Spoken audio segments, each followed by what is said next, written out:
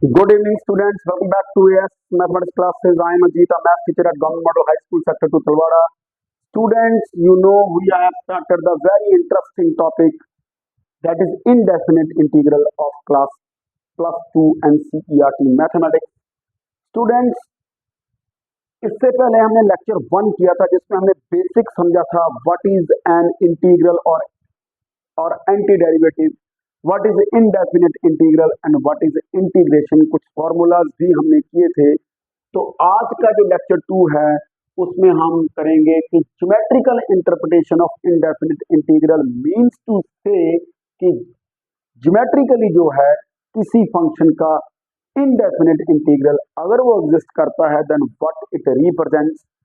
Just like जैसे हमें पता है कि geometrically any function is said to be differentiable at any point A of its domain if there exists a unique tangent at that point, or in the simple language we can say that point should not be a corner point, क्योंकि अगर वो point corner point हो जाता है तो वहां पे हमारे इनफाइनाइट टेंजेंट्स आ जाएंगे, तो इट मीन्स फंक्शन वहां पे डिफरेंशिएबल नहीं होगा।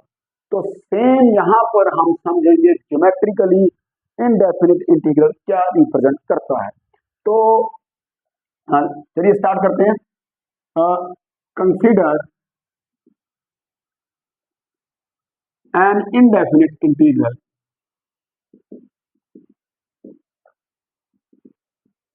एक इनडेफिनिट इंटीग्रल हम लेते हैं, कौन सा? F X D X that is equal to minus of 2x dx। ठीक है जी।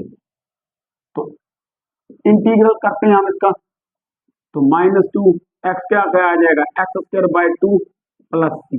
ठीक है जी। तो ये क्या आ गया हमारा function, anti derivative five x, मैंने बताया था कल आपको।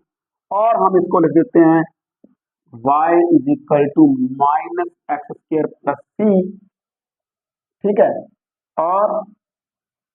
और minus X square is equal to Y minus C, इसको y मान लिया हमने, और X square is equal to minus of Y minus C. तो what it represent, it means, देखिए बड़े ध्यान से, हमने एक फंक्शन लिया है F X that is equal to -2x, उसका indefinite integral with respect to x हमने निकाला, तो ऑब्वियसली वो माइनस एक्स स्क्वायर प्लस सी आया। एंटी डेरिवेटिव है, इसको 5x मान लिया, ऑब्वियस है, कल मैंने आपको फर्स्ट लेक्चर में बताया है। जिसको y मान लेते हैं, थोड़ी सी सेटिंग की, तो इट मींस हमने क्या मिला कि indefinite integral of this function -2x, what this curve, it represents downward parabola, a family of downward parabola with axis, all the members of this family have their axis of symmetry along the y-axis, means to say each member of this family represents a downward parabola with the axis of symmetry along y-axis। तो चलिए curve हम draw करते हैं इसका family का। तो देखिए यहां, तो यहां पर मैंने एक्सिस को किया plot, this is X O X dash and Y O Y dash. तो इसके मेंबर्स क्या होंगे? ठीक है। तो अगर मैं C0 ले लूं, C0 लूं तो एक्स स्क्वायर माइनस वाई, कौन कौन से मेंबर्स होंगे? X square is equal to minus Y हो जाएगा, X square is equal to minus of Y minus 1 हो जाएगा, X square is equal to minus of Y minus 2 हो जाएगा। ऐसे मीन्स इसका वर्टेक्स होगा 0 0, इसका होगा 0 1, इसका होगा 0 2। तो चलिए ड्रॉ करते हैं, इसको प्लॉट करते हैं। ये आ गया जी, ये हमारी आ गई y is equal to sorry X square is equal to minus of Y. ये आ गया हमारा दूसरे का वर्टेक्स, 0 1, क्योंकि axis of symmetry along y axis है.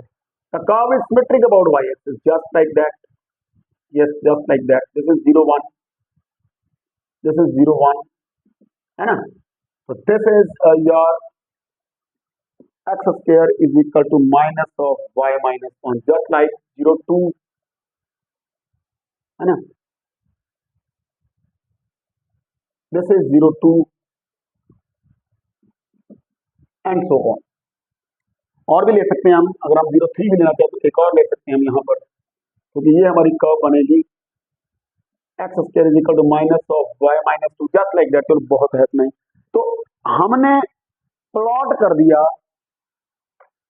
कर दिया हमने family of curves, that is downwards parabolas, downwards parabolas,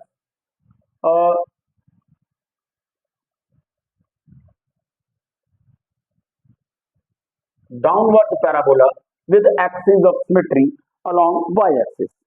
तो अब हम क्या करेंगे, यहां पर मान लीजिए हम एक लाइन लेते हैं परपेंडिकुलर टू द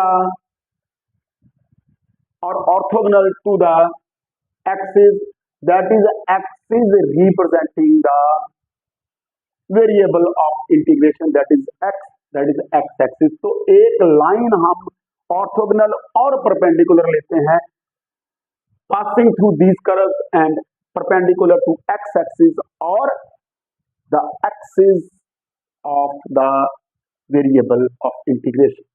तो यहां ले ली हमने लाइन, देखी यहां पर, तो ये मैंने एक लाइन ले ली यहां पे x is equal to a. तो मान लीजिए ये हमारा पॉइंट, ये हमारा पॉइंट, ये हमारा पॉइंट, पॉइंट ऑफ इंटरसेक्शन है. मान लीजिए ये पॉइंट है हमारा P1, ये हमारा आ गया P2, ये हमारा आ गया P3. तो जो हमारा P1 है, that is the point of intersection of y dash of your very first member of the family, that is x square equal to minus y, जो हमने दिया है. ठीक है ना. फर्स्ट मेंबर तो कोई भी हो सकता है, जस्ट लाइक मैं आपको समझाने के लिए बोल रहा है ना. जब मैंने C0 लिया, C तो कुछ भी हो सकता है ना. तो पॉइंट P1 के कोऑर्डिनेट्स क्या आएंगे, देखो P1 के ऊपर, अच्छा कोऑर्डिनेट्स हम ना भी निकालें, ऐसे निकाल सकते हैं, अगर निकाल दें वो तो, जैसे P1 के कोऑर्डिनेट्स हमने निकाल रहे हैं, यानी कि पॉइंट ऑफ इंटरसेक्शन P1 के कोऑर्डिनेट, तो अब हिस्सा तो ए ही आएगा, क्योंकि x इक्वल टू ए ही है यहाँ पर, है ना. y कोऑर्डिनेट क्या आएगा, तो y पुट कर दीजिए, y is equal to minus of X square, है ना. y आएगा माइनस ऑफ एक्स स्क्वायर, यानी कि माइनस ऑफ ए स्क्वायर, है ना. वैसे हमें जरूरत नहीं पड़ेगी, लेकिन जितने भी पॉइंट्स हैं ये P1, P2, P3 सभी का x कोऑर्डिनेट क्या होगा, a ही होगा, है ना. तो अभी हम जैसे हमने यहाँ पे P1 के कोऑर्डिनेट निकाल दिए a माइनस ए स्क्वायर, है ना. तो अब हम क्या करेंगे, यहाँ पर हम एक टेंजेंट ड्रॉ करेंगे at point P1. What is the slope of that tangent, तो स्लोप ऑफ टेंजेंट, देखो चाहे आप कोई भी मेंबर ले लो इस फैमिली का, क्योंकि वो आएगा y is equal to minus X square plus, तो dy बाई dx क्या है, वो आएगा माइनस ऑफ 2x. ठीक है, तो डेरिवेटिव 0 होगा किसी भी पॉइंट के ऊपर, क्योंकि जितने भी पॉइंट्स हैं P3, P2, P1 सभी का x कोऑर्डिनेट a ही बनेगा. ठीक है, y कोऑर्डिनेट की जरूरत ही नहीं पड़ेगी स्लोप निकालने के लिए. तो eight points P1, P2, P3 जितने भी पॉइंट लेंगे सभी के ऊपर स्लोप आएगा माइनस ऑफ 2a, है ना. यही आएगा माइनस ऑफ 2a.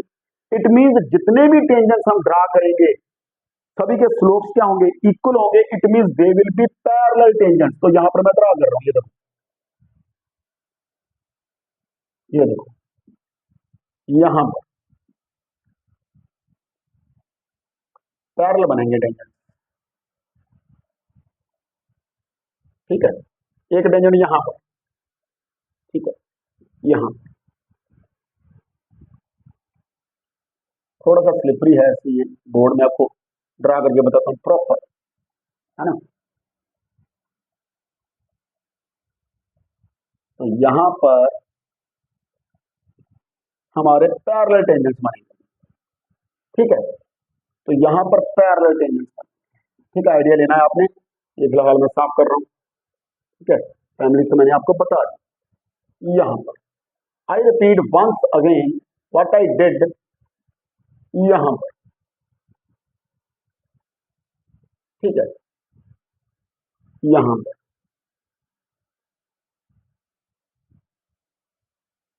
चलिए, ठीक है, आइडिया लेना हमने। ऑब्वियसली पैरेलल होंगे, सभी का स्लोप इक्वल है। तो इट मीन्स हमने क्या किया, मैं फिर रिपीट करता हूं, हमने एक फंक्शन लिया -2x, जब उसका एंटी डेरिवेटिव और इनडेफिनिट इंटीग्रल हमने उसका निकाला, जब तो हमने देखा we get the family of downward parabola with each member have symmetry, जो एक्सिस ऑफ सिमेट्री है अलोंग वाई एक्सिस। फिर हमने क्या लिया, एक लाइन ली perpendicular to the X axis और orthogonal to the X axis और axis of the variable of integration. तो हमने क्या देखा कि ये जो लाइन है, ये जो फैमिली ऑफ कर्व्स को जिस पॉइंट्स के ऊपर इंटरसेक्ट कर रही है, उन पॉइंट्स के ऊपर जब हमने टेंजेंट्स ड्रा किए, यानी कि P1 के ऊपर, P2 के ऊपर, P3 के ऊपर, देख सकते हैं आप, क्योंकि स्लोप ऑफ टेंजेंट कैसे निकालते हैं, dy by dx, as I already told you about that, कि what the derivative geometrically represents, it gives the slope of tangent at that point। तो P1 के ऊपर स्लोप ऑफ टेंजेंट वही -2a आया, P2 के ऊपर भी वही आएगा, P3 के ऊपर आएगा, क्योंकि सभी पॉइंट्स का x कोऑर्डिनेट a ही है। तो it means what we conclude कि indefinite integral of a function, बड़े ध्यान से सुनना है, क्या है, the indefinite integral of any function represents a family of curves.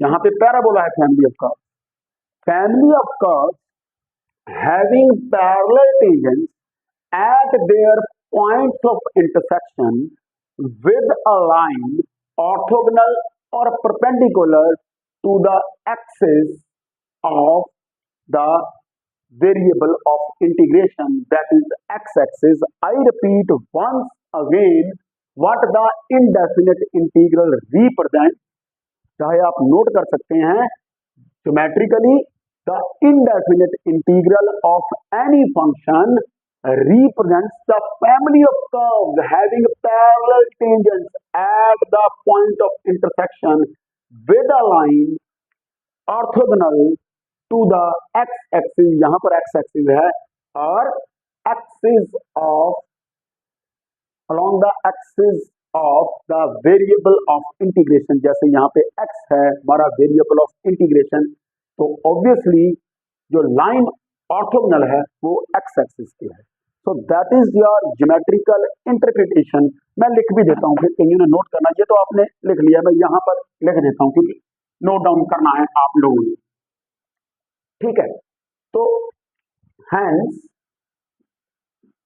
Geometrically the indefinite integral of a function represents a family of curves। कैसी curve? A family of curves having parallel tangents at their points of intersection with the lines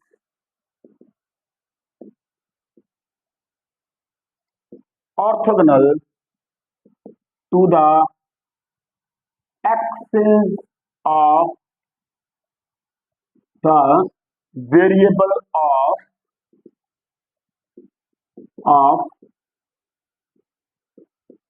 integration, और यहां पर वो axis है X axis. तो once again, hence geometrically the indefinite integral of a function represents a family of curves having parallel tangents at their points of intersection with a line orthogonal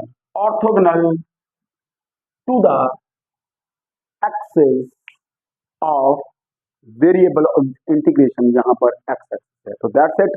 तो that is the geometrical interpretation of indefinite integral. देखो आपको पता होना चाहिए। अब मैं ये नहीं कहूंगा कि एग्जाम में पूछेंगे geometrical interpretation of indefinite integral, लेकिन कहीं ना कहीं आपके दिमाग में ये चीजें होनी चाहिए, क्योंकि हायर लेवल के जब आप क्वेश्चन करेंगे तो आपको पता होना चाहिए। जैसे आपको डेरिवेटिव का पता है तो इंटीग्रल का भी पता होना चाहिए। So that's it. तो that is the end of today, very short lecture था। अभी नेक्स्ट हम स्टार्ट करेंगे क्वेश्चंस, एक्सरसाइज स्टार्ट करेंगे, और हम इंटीग्रेशन को बड़े इंटरेस्टिंग वे से करेंगे, टाइप की फॉर्म में, general type, type 1, type 2, type 3 का बड़ा इंटरेस्टिंग रहने वाला है। और जैसे ही क्वेश्चन आएगा आप आइडेंटिफाई कर लेंगे कि ये कौन सी टाइप का है, जनरल टाइप का है, तो बड़े इजीली आप उसको सॉल्व कर सकते हैं। But I request you all कि जो आपके ट्रिग्नोमेट्रिक फॉर्मूलाज हैं जो आपने +1 में किए हैं उनको जरा आप रिवाइज कीजिए। Thank you, have a nice.